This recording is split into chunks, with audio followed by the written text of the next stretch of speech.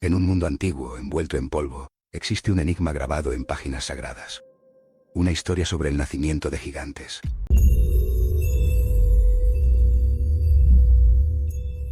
Es un pasaje breve, casi olvidado, pero con un impacto tan grande que ha fascinado e inquietado a la humanidad por miles de años. Nos invita a mirar hacia atrás, a los tiempos anteriores al gran diluvio, cuando el mundo era muy diferente. Una luz tenue ilumina un antiguo manuscrito de pergamino. Letras hebreas serpentean a través de sus páginas amarillentas. Las manos de un erudito viejo pasan suavemente por la superficie del texto. Estamos hablando del libro del Génesis, el primer libro de la Biblia, y en su capítulo 6, en el versículo 4, encontramos una afirmación que desafía nuestra comprensión del pasado. Una frase que habla de los hijos de Dios, uniéndose con las hijas de los hombres, y dando a luz a seres extraordinarios, a los que llama Nefilim. Un hombre de pie, en medio de un campo de ruinas antiguas, levanta la vista hacia un cielo inmenso. El viento sopla en la hierba seca. ¿Quiénes fueron estos Nefilim? ¿Criaturas de leyenda o seres de carne y hueso? ¿Y quiénes eran exactamente estos hijos de Dios que cruzaron una línea que quizás nunca debió cruzarse? Este relato no es solo una curiosidad bíblica. Resuena con mitos y leyendas de gigantes de todo el mundo, desde las montañas de Grecia hasta las llanuras de América. Hoy, nos adentraremos en este misterio. Navegaremos por las distintas teorías que intentan dar sentido a este versículo tan enigmático. Algunos creen que fueron ángeles rebeldes que desafiaron el orden divino. Otros que eran humanos, descendientes de una estirpe piadosa que se corrompió. Y hay quienes los ven como reyes o guerreros, tiranos que dominaron a la gente con mano de hierro. Cada teoría nos ofrece una ventana diferente a un pasado remoto y a un enigma que aún hoy sigue sin resolver. Prepárense para explorar la historia de los Nefilim. La posible historia prohibida de los gigantes bíblicos, seres angelicales, híbridos olvidados o simplemente hombres poderosos. El Génesis, como un libro de historia antiguo, comienza con la creación del universo, la vida y el ser humano. Nos cuenta los primeros pasos de la humanidad, desde el Edén hasta la expansión de la gente sobre la tierra. Pero antes del diluvio universal, en un mundo que bullía de vida y también de una creciente maldad, aparece este pasaje que rompe con todo lo demás. No es una parábola clara ni una lección moral evidente. Es un hecho, presentado de forma directa y sin rodeos, que ha desatado mil conjeturas. Imágenes de un mundo antiguo. Vemos paisajes vírgenes, un río caudaloso, animales pastando libremente. Luego, pueblos primitivos con chozas de barro, gente trabajando la tierra, niños jugando. La gente vivía su vida, construía sus hogares, cultivaba sus campos, pero la oscuridad comenzaba a extenderse. El capítulo 6 del Génesis empieza con una nota sombría, describiendo cómo la maldad del hombre se había multiplicado en la tierra, y que cada designio de los pensamientos del corazón de ellos era de continuo solamente el mal. Este es el telón de fondo. En medio de esta degeneración moral, en un momento en que la gente vivía más tiempo y las familias crecían sin control, surge la referencia a los Nefilim. El versículo exacto dice así: había gigantes en la tierra en aquellos días, y también después, cuando los hijos de Dios se unieron a las hijas de los hombres y ellas les dieron hijos. Estos fueron los héroes de antaño, hombres de renombre. Una mujer sentada frente a un fuego, escuchando a un anciano que gesticula mientras habla. Un grupo de personas se reúne en torno a un círculo, observando a un narrador. Aquí, la palabra clave es Nefilim, que en muchas traducciones se traduce como gigantes. La palabra hebrea Nefilim significa los caídos, o los que hacen caer. No se trata solo de gente grande, sino de seres que infundían temor, seres de gran fuerza o poder. Un dibujo antiguo muestra figuras humanas mucho más pequeñas siendo dominadas por figuras colosales. Un hombre pequeño lucha valientemente contra una sombra inmensa. Lo que hace que este pasaje sea tan potente es la identidad de esos hijos de Dios. ¿Quiénes eran? ¿De dónde venían? ¿Y por qué su unión con las hijas de los hombres fue tan significativa?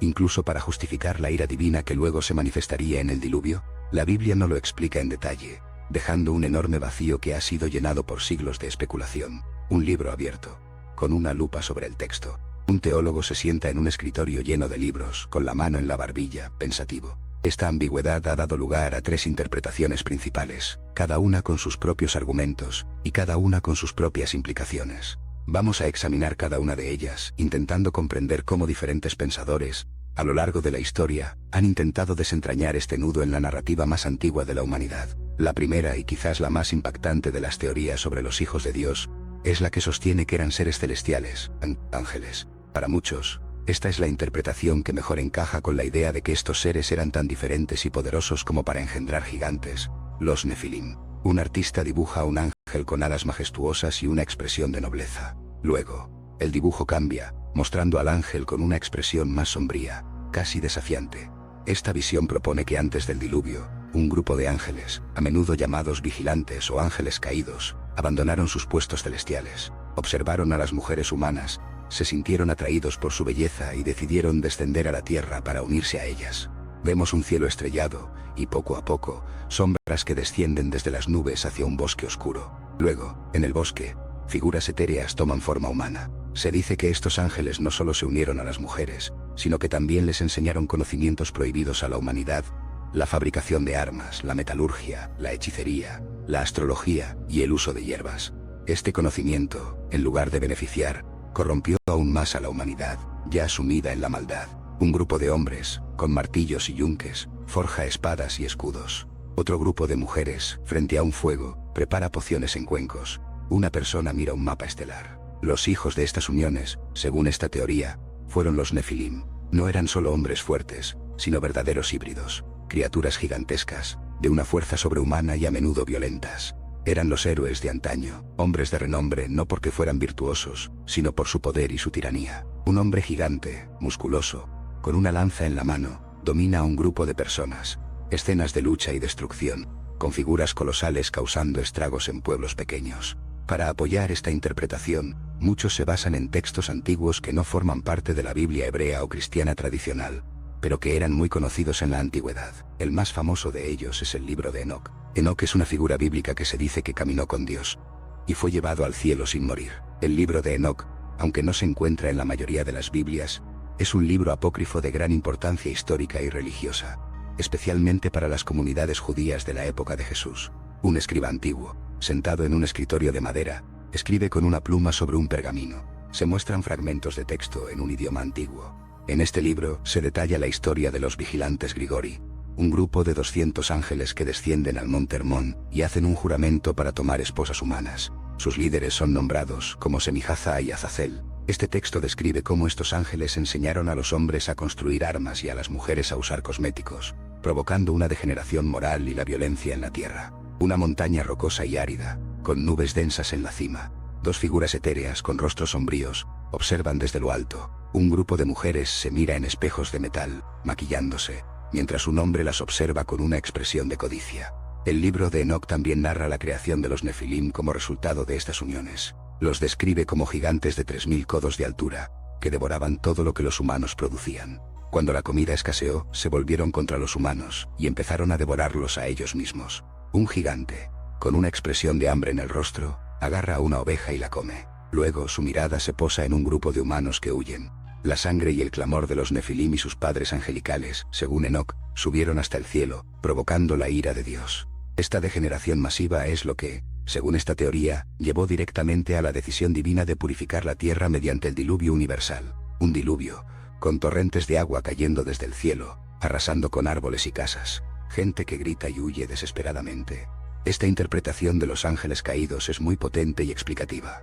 Resuelve el misterio de la naturaleza sobrenatural de los Nefilim y explica por qué Dios intervendría de una manera tan drástica. También encuentra eco en otros textos antiguos, como el libro de los Jubileos, que refuerza la narrativa de los ángeles que pecaron. Y lo que es más importante, esta teoría fue muy popular entre los primeros cristianos y algunos de los escritores judíos de la época. Incluso el Nuevo Testamento, en la carta de Judas y en 2 Pedro, hace referencia a ángeles que no guardaron su dignidad, sino que abandonaron su propia morada, y están reservados bajo oscuridad en prisiones eternas para el juicio del gran día. Para muchos, estas referencias confirman la narrativa de Enoc y la teoría angelical. Un pasillo oscuro y estrecho. Vemos cadenas gruesas colgando de las paredes de piedra. Una figura sombría, apenas visible, encadenada en la oscuridad. Sin embargo, esta teoría también plantea preguntas complejas. Si los ángeles son seres espirituales sin cuerpos físicos, ¿cómo pudieron unirse con mujeres y engendrar hijos? Los defensores sugieren que los ángeles pueden materializarse en formas humanas, o que Dios permitió una excepción en su naturaleza para este propósito. Otros argumentan que, al ser seres divinos, su propia biología podría ser diferente a la humana. Un pergamino antiguo con figuras humanoides aladas. Una mujer con expresión de asombro y miedo mira hacia una figura imponente. La idea de que los ángeles puedan procrear o que seres divinos puedan mezclarse con humanos es un tema recurrente en muchas mitologías. Esta teoría transforma el Génesis 6 y 4 en una historia de transgresión cósmica, una rebelión que no solo afectó a la humanidad, sino que se extendió desde los reinos celestiales hasta la tierra, resultando en una catástrofe que cambió el curso de la historia. Es una historia de advertencia sobre los peligros de cruzar límites y la responsabilidad de los que tienen gran poder. Una puerta enorme, de piedra maciza, se cierra lentamente. Detrás, un mundo oscuro y amenazante. La segunda teoría sobre los hijos de Dios ofrece una visión más anclada en la condición humana y en la historia de la salvación. En lugar de ángeles celestiales, esta interpretación propone que los hijos de Dios eran simplemente humanos, descendientes piadosos de la línea de Set. Para entender esto, debemos retroceder a los primeros capítulos del Génesis. Un árbol genealógico se dibuja en un pergamino, mostrando nombres conectados por líneas. En él, vemos las ramas de Adán y Eva, Caín y Abel. Después de que Caín matara a su hermano Abel y fuera expulsado, Adán y Eva tuvieron otro hijo llamado Set. La Biblia dice que a Set también le nació un hijo, y llamó su nombre Enos. Entonces los hombres comenzaron a invocar el nombre del Señor. Una figura de un hombre de rodillas, con las manos juntas, orando bajo un árbol frondoso. Un grupo de personas se reúne en un campamento, cantando himnos suaves bajo la luz de la luna. Esto se interpreta como el comienzo de una línea de personas que mantuvieron una relación con Dios, que adoraban al Señor y vivían de acuerdo a sus preceptos. Se les considera la línea piadosa de la humanidad, en contraste con la línea de Caín, que se caracterizaba por la violencia, el orgullo y la construcción de ciudades sin Dios. Un hombre con una armadura ostentosa y una espada se sienta en un trono rudimentario, mientras un grupo de personas lo adora. Otro hombre, con una expresión sombría, trabaja en una fragua, creando armas. La teoría de los descendientes de Set sugiere que los hijos de Dios eran estos hombres de la línea de Set, que se habían mantenido fieles a Dios. Por otro lado, las hijas de los hombres serían las mujeres de la línea de Caín, conocidas por su belleza física pero carentes de piedad y moral. Vemos dos grupos de personas. Un grupo, vestido con ropas sencillas, reza en un círculo. Otro grupo, vestido con ropas llamativas y joyas, baila y ríe alrededor de un fuego, seductoramente. El problema surgió cuando los hijos de Dios de la línea de Set, en lugar de buscar compañeras dentro de su propia comunidad de fe, fueron seducidos por la belleza de las mujeres de la línea de Caín. Los hombres de la línea de Set se acercan al campamento de la línea de Caín, mirando con admiración a las mujeres que bailan. Se ve una expresión de conflicto en sus rostros. No se casaron por razones de fe o por alianzas espirituales, sino simplemente por el atractivo físico. Esta unión mixta llevó a una corrupción masiva. Los descendientes piadosos de Set se mezclaron con los impíos descendientes de Caín, y la piedad original de la línea de Set se diluyó y se perdió. La maldad se hizo universal, y ya no había una distinción clara entre aquellos que servían a Dios y aquellos que vivían en el pecado. Una pintura muestra un río de barro que se mezcla con un río de agua clara, convirtiendo todo en un color grisáceo. Los Nefilim, en esta interpretación, no serían seres sobrenaturales, sino el resultado de esta degeneración. Serían hombres poderosos, tiranos o guerreros famosos, que nacieron de estas uniones mixtas. Su grandeza no era espiritual, sino mundana.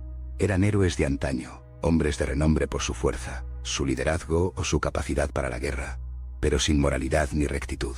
Un general con armadura lidera un ejército en batalla, su rostro duro y sin emoción. Es admirado por sus soldados, pero sus acciones son crueles. Esta teoría tiene un fuerte apoyo entre varios padres de la Iglesia antiguos, como San Agustín y San Juan Crisóstomo. Ellos consideraban que la idea de ángeles mezclándose con humanos era teológicamente problemática, ya que los ángeles son seres espirituales. Prefirieron la explicación de que se trataba de una metáfora para la corrupción espiritual de la humanidad. Un monje medieval, sentado en una celda de piedra, escribe en un manuscrito. Sus ojos están fijos en la página, su expresión es seria. Argumentan que la Biblia a menudo usa la expresión hijos de Dios para referirse a creyentes o a personas en pacto con Dios. Por ejemplo, en el Nuevo Testamento, los cristianos son llamados hijos de Dios. En el Antiguo Testamento, el pueblo de Israel es referido como los hijos de Dios. Por lo tanto, no es descabellado pensar que, en Génesis 6, se refiera a los descendientes de Set que vivían de acuerdo con la voluntad divina.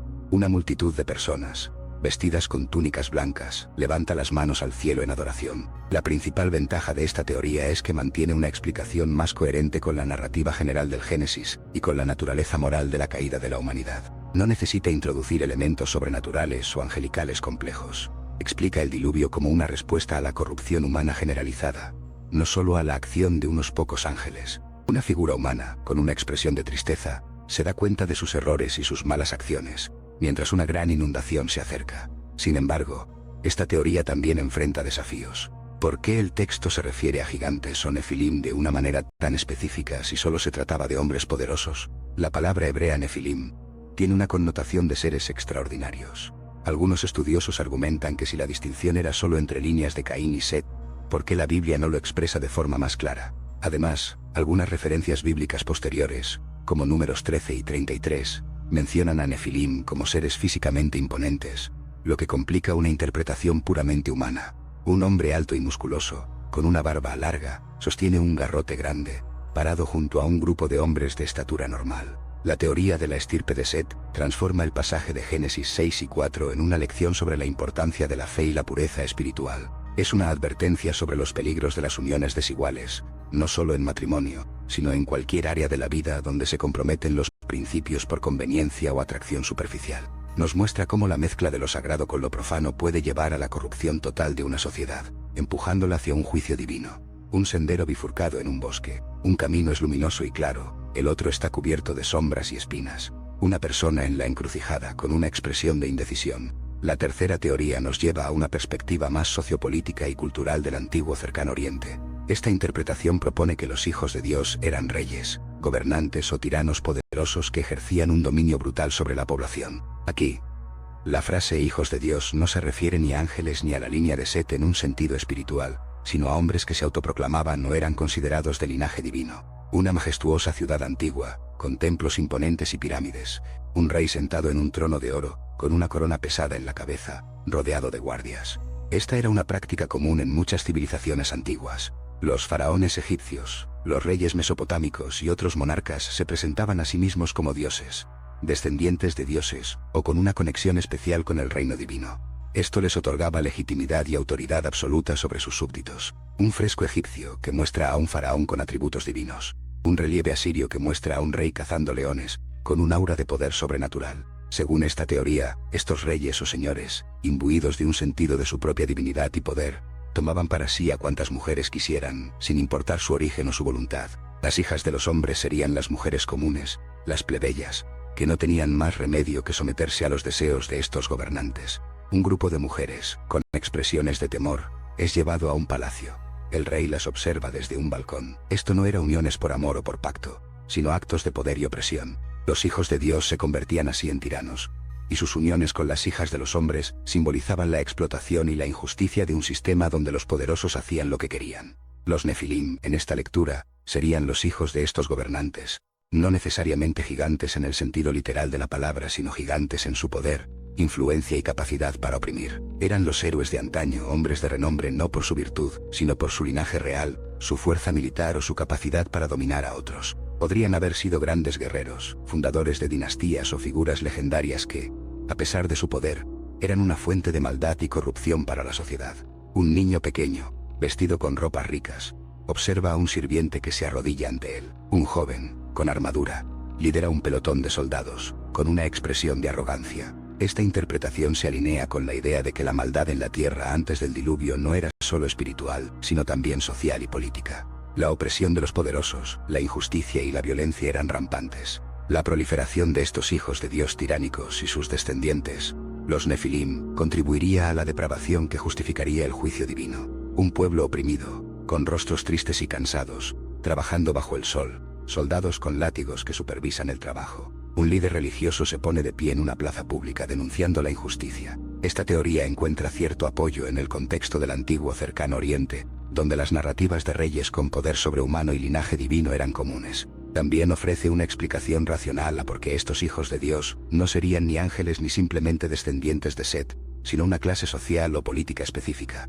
Un fragmento de un código de leyes antiguo, grabado en una piedra, muestra leyes que favorecen a los nobles y castigan duramente a los plebeyos. Algunos eruditos también señalan que el término hijos de Dios puede referirse a jueces o magistrados, en algunos contextos bíblicos.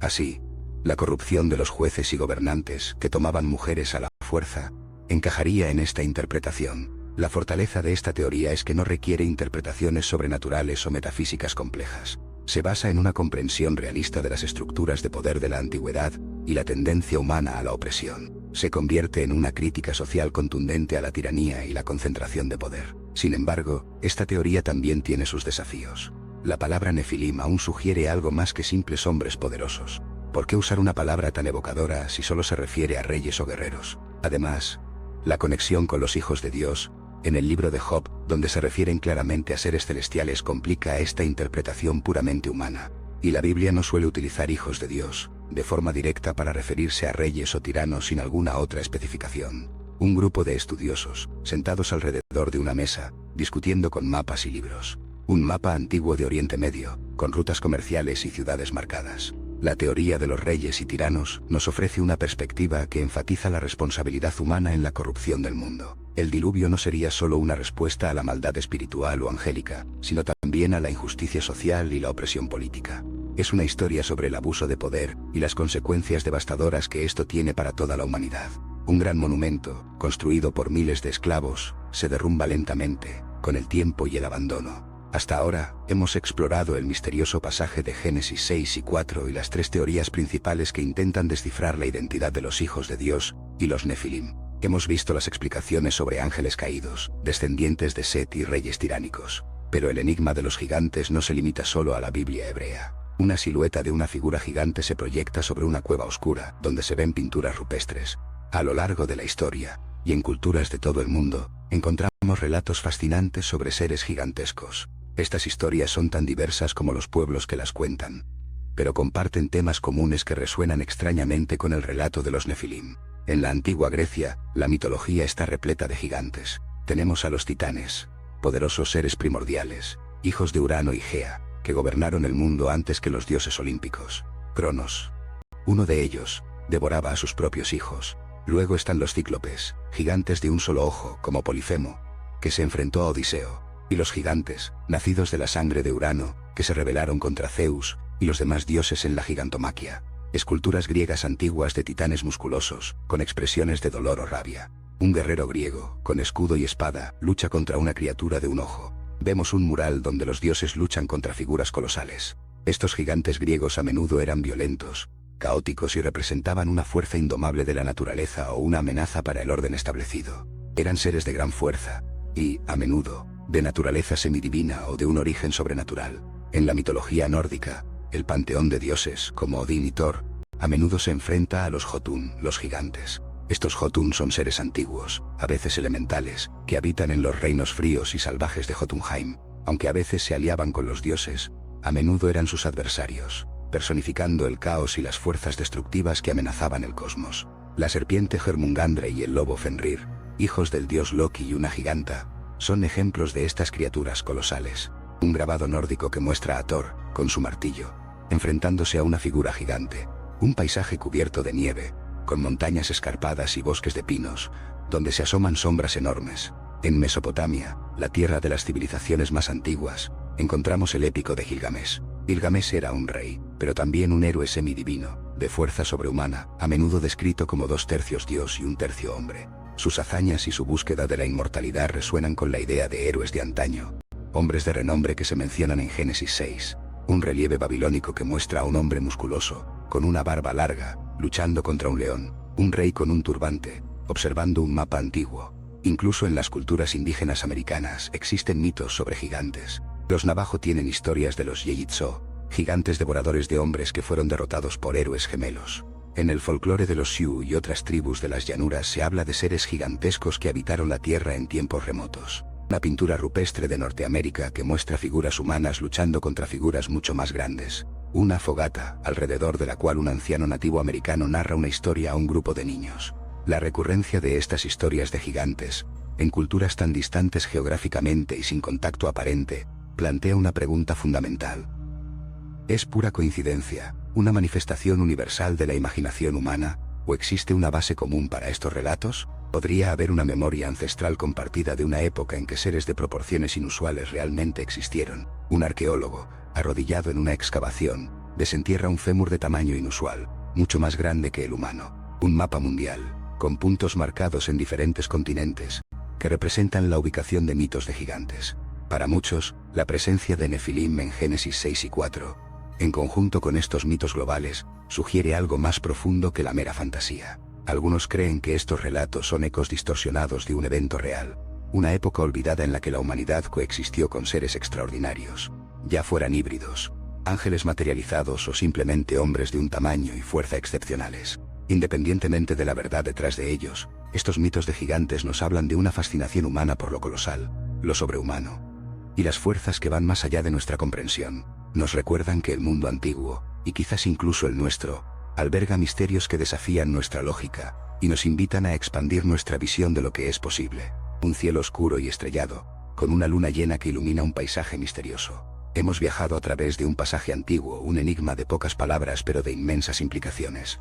El relato de los Nefilim en Génesis 6 y 4 sigue siendo uno de los más discutidos y fascinantes de la historia humana. Un libro abierto, con las páginas al viento, en medio de un campo. Las teorías que hemos explorado ofrecen perspectivas muy diferentes. La idea de ángeles caídos bajando a la tierra para engendrar una raza de gigantes, los Nefilim, es una narrativa dramática y sobrenatural que ha cautivado la imaginación por milenios, y encuentra su apoyo en textos como el libro de Enoch. Nos habla de una transgresión cósmica, de la caída de seres celestiales y de las terribles consecuencias para el mundo. Una figura alada que cae del cielo, dejando un rastro de luz. Abajo, en la tierra, sombras gigantescas se mueven en la oscuridad. Luego, la teoría de los descendientes de Set, una interpretación más anclada en la moralidad humana, nos presenta a los hijos de Dios como una línea piadosa que se corrompió al mezclarse con las hijas de los hombres impías.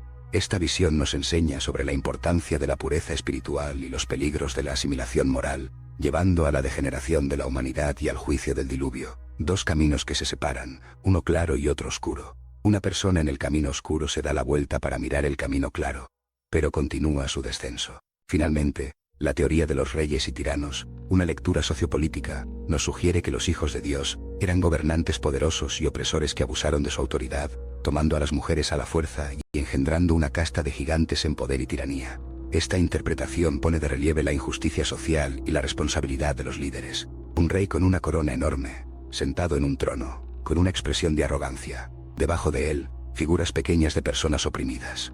Cada teoría ofrece una lente única a través de la cual podemos intentar entender este pasaje.